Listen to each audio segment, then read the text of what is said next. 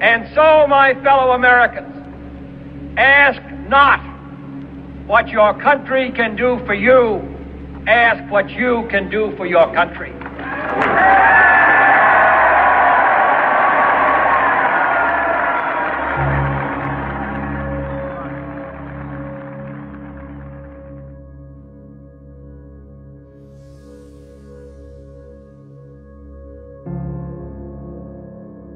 We live in the greatest country in the world. A country that was created to give every person an equal voice. A country that believed and respected its citizens. But things are much different now. This once great country of ours has lost its way. Controlled only by a few, whose greed is unparalleled. We are quickly becoming a country that consists of the haves and the have-nots. A country where the rights of its citizens are becoming a distant memory. But through all the uncertainty, there is a solution. And this year, 2013, is the year that will change the history of our country forever.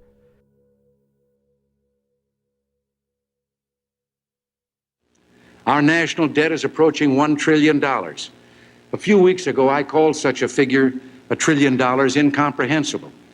And I've been trying ever since to think of a way to illustrate how big $1 trillion really is. And the best I could come up with is that if you had a stack of $1,000 bills in your hand, only 4 inches high, you'd be a millionaire.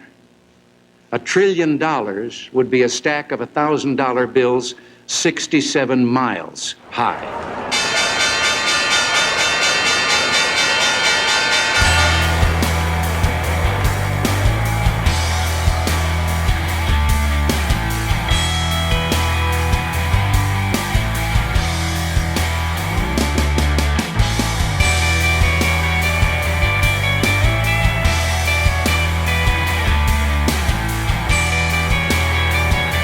A new world order can emerge.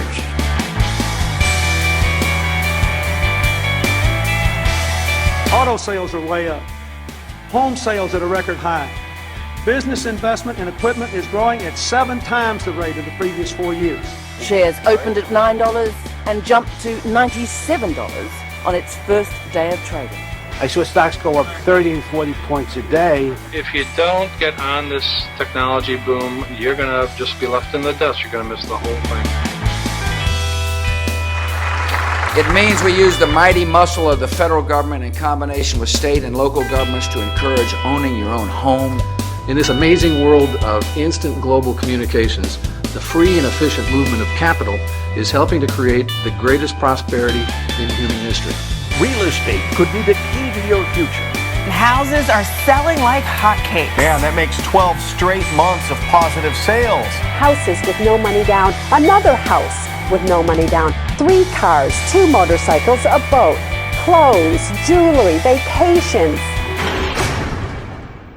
It all came tumbling down. This is an extraordinary period for America's economy. Over the past few weeks, many Americans have felt anxiety about their finances and their future. Credit markets have frozen. Major financial institutions have teetered on the edge of collapse, and some have failed.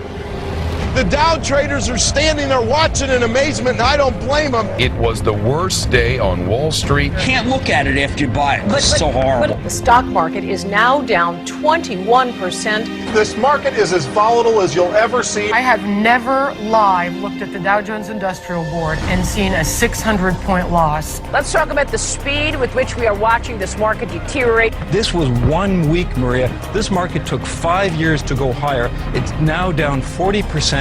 We haven't seen anything like this probably since the Great Depression, I think it's fair to say. Life, as most Americans know it, is about to change. The impact of this recession is real, and it is everywhere.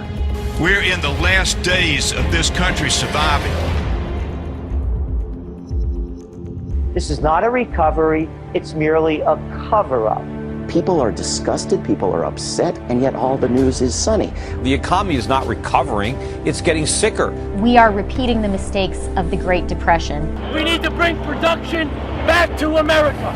There's not going to be a middle class in 10 years. The class division is between the top 1% and everybody else. CEO pay soars while workers' pay stalls. Food inflation. Gas goes up, milk goes up, trains go up. How am I supposed to live? We're going to have a collapse much worse than 2008, but unfortunately, that's part of the cure. We have serious structural imbalances that need to be corrected. In response to the nationwide decision by all U.S. banks to increase interest payments on all school loans to over 16%, students gathered today to burn their student loan documents in protest. The Fed's decision last week to initiate QE6 sent commodity prices soaring, and as a direct result, we're seeing triple-digit inflation numbers in food. China's largest credit rating agency downgrades U.S. Treasuries to junk status, and Moody's downgrades the U.S. Treasury yet again.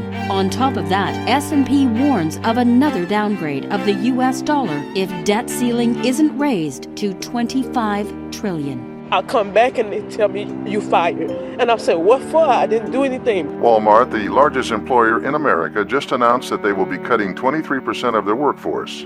At the same time, the U.S. government is reporting an unemployment rate of higher than 14.3%, which is a 58% increase from last year's numbers. For the first time in U.S. history, a Treasury auction fell short of buyers, causing rates to spike over 11% today, its largest increase in over a decade. Panic in the bond markets has ensued. This morning, the Fed announced QE9 for $1.9 trillion, bringing the total stimulus for 2016 to $3.6 trillion. They try to claim that the stimulus bill worked, and I just look at all of the polling data, and no one believes it. It's like a sugar fix, like a sugar high, fueled only by the Fed. New numbers from the government today showed unemployment rising again. Our national debt is now approaching $20 trillion, and the Federal Reserve just announced that we are unable to pay the interest on our debt. Once an unthinkable event has now become a reality, and chaos has now broken out everywhere.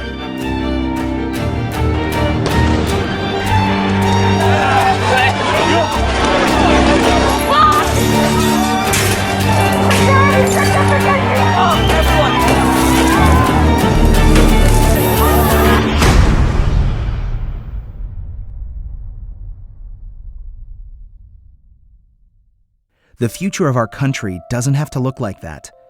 The economic disease that is threatening to destroy our country is something that can no longer be ignored by any of us, because the problem doesn't just affect a few people anymore. It affects every social class in America. However, there is a solution. But in order for it to work, you need to pay attention. Our economy, a complex creature that seems too sophisticated for many Americans to understand, is exactly how Wall Street and the financial elite want to keep it. The less you know, the more they get away with. And we don't have to look back too far from today to see it firsthand. If you remember the savings and loan scandal of the early 80s, which cost U.S. taxpayers over $124 billion, and at the time was viewed as an unthinkable amount to be used to bail out bankers who preyed upon innocent Americans, well, that figure pales in comparison to the financial crisis we just experienced. The economic collapse of 2008 was the worst since the Great Depression, and according to a new report from Better Markets, a pro-financial reform organization, the crisis cost Americans over $12.8 trillion. Tens of millions of Americans also lost their savings, their jobs, and their homes. The savings and loan crisis, which was infinitely smaller, resulted in thousands of executives going to jail for committing fraud against the American public. When trillions of dollars were lost as a direct result of the 2008 crisis, not one executive was sent to jail, and not one has been held accountable. The corruption in Washington has reached epic levels thanks to the financial sector's employment of over 3,000 lobbyists, more than 5 for each member of Congress. Even when taxpayer money was used to bail out these institutions who caused irreparable damage to our country, they refused to give us full transparency on who was receiving our hard-earned dollars. So my question to you is, will you tell the American people to whom you lent $2.2 trillion of their dollars? Will you tell us who got that money and what the terms are of those agreements? Hundreds and hundreds of banks, any bank or that has access to the U.S. Federal Reserve's discount. Will you tell us who they are? No. Recently, Frontline produced a must-see documentary called The Untouchables, which investigated why Wall Street's leaders have escaped prosecution from any fraud related to the sale of bad mortgages. I was really upset about what went on Wall Street that brought about the financial crisis. Not only almost destroyed the financial system of the United States, almost destroyed the financial system of the world. That doesn't happen if there isn't something bad going on. But today, more than 4 years since the financial crisis of 2008, there have been no arrests of any senior Wall Street executives. The Justice Department has indicted something like 2,000 to 3,000 people that were making the loans, the loan originators. Right. Shooting fish in a barrel. That's what that is. No bankers have gone to jail. Yeah. That surprise you? No, it doesn't surprise me. In order to begin to understand how this could happen in one of the greatest countries in the world, we need to go back to the 1970s. During this time is when we begin to see an extraordinary expansion of wealth to the top 1% and a major inequality gap develop. Currently, the wealth disparity in America is worse than it has ever been and is now higher than any developed country. For the first time in history, average Americans have less education and are less prosperous than their parents. Now, the top 1% of Americans control over 40% of all the wealth in the U.S. They control an aggregate net worth that is greater than the bottom 90% of individuals combined. To fully understand this historic wealth transfer, it's important to look at a chart of the money supply in America during this time. What this chart represents is how many U.S. dollars there are in existence. As you can see, in the 1970s, we see an enormous increase in U.S. paper dollars that exist. As we get closer to present day, we begin to see the explosion in currency creation due to the recent bailouts of the financial sector. The expansion of dollars in circulation may sound like a good thing to you, but it's not. It's simply a supply and demand equation, so don't let this confuse you, and don't be intimidated by it. If there's too much of something, its value becomes less. The more money that is being printed, the less your money is worth. The less your money is worth, the more expensive things are around you. This is called inflation. And as a result, things like food, gas, clothes, and healthcare become a larger and larger portion of your monthly expenses. This is why the poor and middle class are affected the most by inflation. If the dollar's value is destroyed when more money is printed, then who wins when this happens? In a financial system that is engineered to make the rich even richer and the average stay the same, the only people who can benefit in a country that is destroying its own currency are the financial elite of the country. The Washington Post found the following. Since the 1970s, the median pay for executives at the nation's largest companies has more than quadrupled, even after adjusted for inflation. Over the same period, pay for a typical non-supervisory worker has dropped more than 10%. The abuse of our financial system has been ongoing for decades, but it has never been as blatant as it was during the 2008 collapse. As the currency supply reached extreme levels, money was flowing around the financial system like water. The elite banking institutions took full advantage of this opportunity and created enormous amounts of wealth for themselves and their companies. And in the end, when the music stopped, the taxpayer was left holding the bag, and they walked away with trillions in bonuses and pay packages. Stan O'Neill, for example, the CEO of Merrill Lynch, which was on the brink of failure before it was acquired by Bank of America, received $90 million. After driving his firm into the ground, Merrill Lynch's board of directors allowed him to resign, and he collected $151 million in severance. O'Neill's successor, John Thain, was paid $87 million in 2007, and in December of 2008, 2 months after Merrill was bailed out by U.S. taxpayers, Thane and Merrill's board handed out billions in bonuses. In 2009, as unemployment hit its highest level in more than 17 years, Morgan Stanley paid its employees over $14 billion, and Goldman Sachs paid out over $16 billion. This gross display of greed, during a time when our country was experiencing the worst financial collapse since the Great Depression, goes to show you the arrogance these institutions maintain. They control our money supply, and now they control much of our government as the divide between Wall Street and Washington has all but gone away. It's a Wall Street government controlled by the biggest banking institutions in the world, and now, more than ever, they are making their own rules. A familiar face you may remember is a man named Henry Paulson, the former CEO of Goldman Sachs, the biggest investment banking firm in the United States and one of the biggest contributors to the financial collapse. Mr. Paulson served as Goldman's CEO from 1999 to 2006 and was the highest paid on Wall Street. According to Forbes, his net worth has been estimated at over $700 million. On May 30th, 2006, Mr. Paulson became Treasury Secretary of the United States. By doing so, Paulson was forced to sell his $485 million of Goldman stock, but because of a law passed by the first President Bush, he didn't have to pay taxes on it, and it saved him over $50 million. This is just another example of how the divide between Wall Street and Washington has become non-existent, and as a result, some of the same banking institutions that created the 2008 collapse are now even bigger than they were before the crisis. So, what was it about the early 1970s that set us off on this perilous journey that is destroying everything our forefathers set out to create? For decades, our country's monetary system was based on what is called the gold standard. This helped our nation thrive during the Industrial Revolution and made us the center of economic power that we are today, even making the dollar the world's reserve currency. What a gold standard represented was that our money meant something. It wasn't just a piece of paper with some ink printed on it.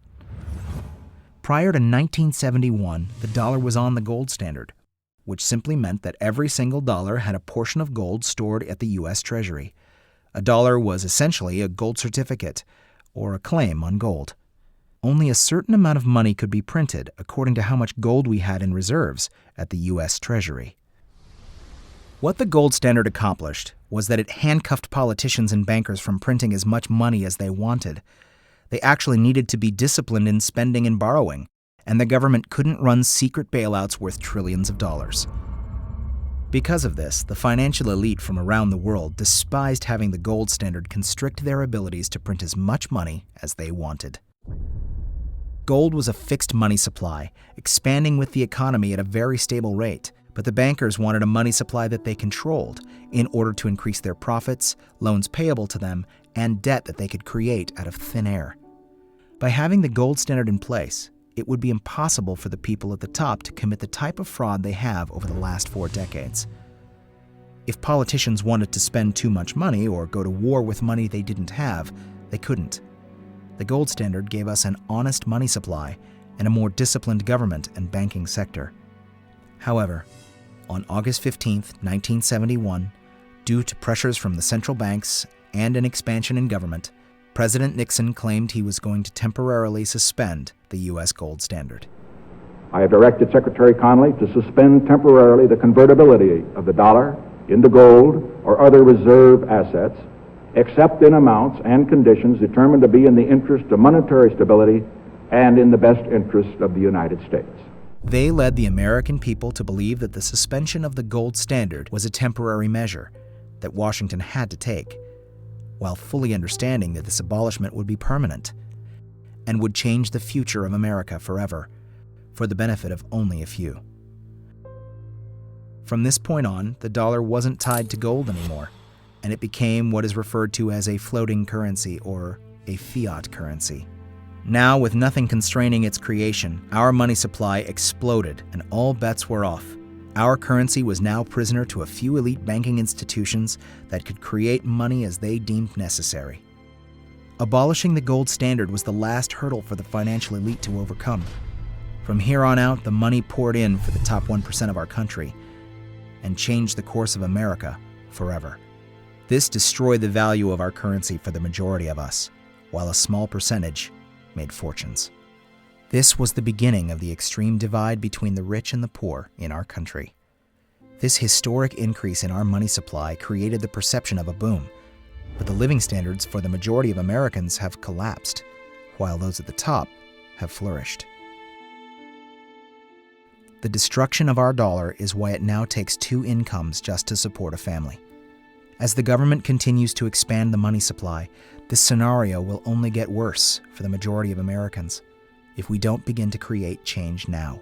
We need to restore the gold standard and put the handcuffs back on the politicians and elite bankers so this can never happen again. If we don't act now, the end result will be the collapse of the entire middle class and complete civil chaos. If you don't believe this is an issue that affects you, think again.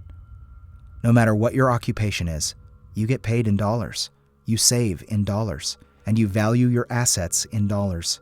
This affects you whether you like it or not, and the financial elite of our country control your future. Whoever controls the volume of money in any country is absolute master of all industry and commerce. And when you realize that the entire system is very easily controlled, one way or another, by a few powerful men at the top, you will not have to be told how periods of inflation and depression originate. President Garfield was assassinated just weeks after making this statement. Without a return to the gold standard, you and your family will continue to be robbed by the financial elite of this country. We must demand a gold standard immediately and take back control of this once great nation. And here is how we're going to do it. On September 4th, 2013, we are going to deliver to the steps of Congress the biggest petition this country has ever seen that demands the return to the gold standard. This petition will be located at goldstandard2013.org and will be signed by millions of Americans just like yourself. We are targeting some of the most influential celebrities in America to use their voices to expose the gold standard and the impact it will have for generations to come. They have the ability to spread this message to millions of Americans with a single click, and we need their help in taking this message nationwide. Then, we're going after the individuals that can help make change, the policymakers. No matter what side you're on, this is something we can all agree on.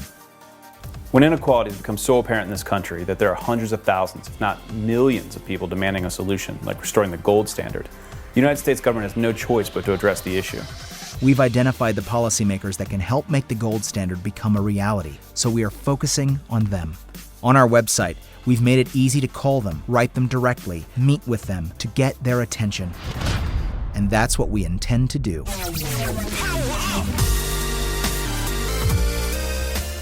With your help, we will stop this from happening, and we will do it this year, 2013. We the people will post this video on every social website, blog, media outlet, message board, chat room that we can find. We will share it with everyone we know until we have blanketed the internet with this important message that exposes these criminals for what they are. Then, on September 4th, 2013, we will march to the steps of Congress and deliver to the Obama administration and to Congress one of the largest petitions this country has ever seen. This is the day we will make history. This is the day we will take back control of our country. For decades, the American financial system was stable and safe. But then something changed. Washington and the financial industry turned its back on society, corrupted our political system, and plunged the world economy into crisis, destroying many lives without remorse. It's always been that the decisions made by the people with the money and the power dictated the priorities of their government and economy. They create the future as they see it, for only the benefit of a select few. Without the gold standard constraining the mass creation of our currency, we will always be prisoners to the financial elite of this country, and that's unacceptable. We have reached a crucial time in our country's history. where what we do or don't do right now will affect every generation to come. The financial system that is designed to benefit only a select few is at the root of our crisis, and that needs to change. They will tell us that reinstating the gold standard will not work, and that the ways to solve our country's problems are too complicated for us to understand. They will tell us that they will make the right choices to create change, and that from here on out, everything will be fine. Yet at the same time, they will spend billions fighting reform.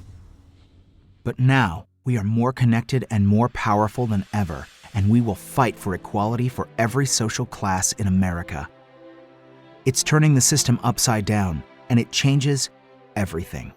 Restoring the gold standard won't be easy, but if we succeed, we will have saved the future of our country for ourselves, our children, and for future generations. And that's worth fighting for.